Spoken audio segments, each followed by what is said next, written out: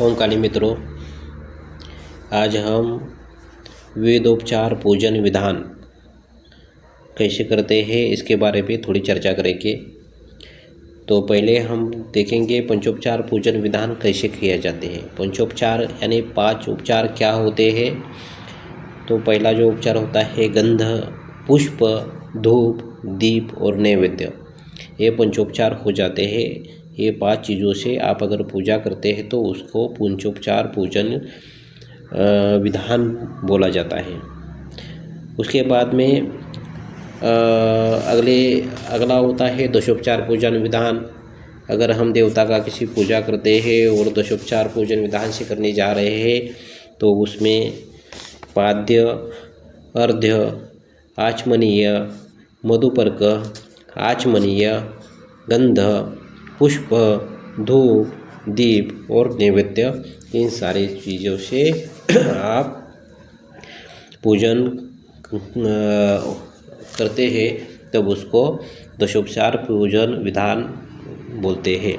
तो आपको अगर दशोपचार पूजन विधान करना है या दशोपचार पूजन करना है तो आप इन चीज़ों से पूजन कर सकते हैं। षोडोपचार पूजन विधान यानी 16 प्रकार के पूजन विधान दिए जाते हैं। तो उससे अगर आप षोडोपचार पूजन करते हैं तो पाद्य, अर्घ्य, मधुपर्क, स्नानम, वस्त्रम, आभूषण, गंधाक्षत, पुष्प, धूप, दीप, नैवेद्य, आचमनीय, तांबूल, ऋतुबल, आरती और नमस्कार, ये जो षोडोपचार विधान है उससे आप अगर पूजन करते हैं तो आपको षोडोपचार विधान का फल मिलता है। षोडोपचार विधान ये 16 उपचार से किए जाते हैं।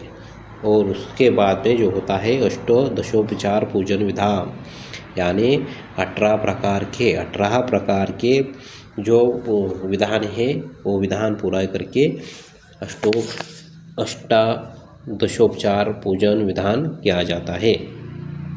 तो उसमें क्या होता है, पहले तो आवाहनम होता है, उसमें आगे आसनम होता है, उसमें आगे पाद्यम होता है, उसमें आगे अर्घ्यम होता है, उसमें आगे मधुपर्क होता है, उसमें आगे स्नानम होता है, वस्त्रम होता है, यज्ञोपवीतम होता है, आभूषणम होता है, गंधाक्षतम होता है, पुष्पम होता है, धूपम होता है, दीपम होता है, नैवेद्यम होता है, आचमनीयम होता है, ऋतुफलम होता है, नीरांजनम होता है और प्रणाम होता है।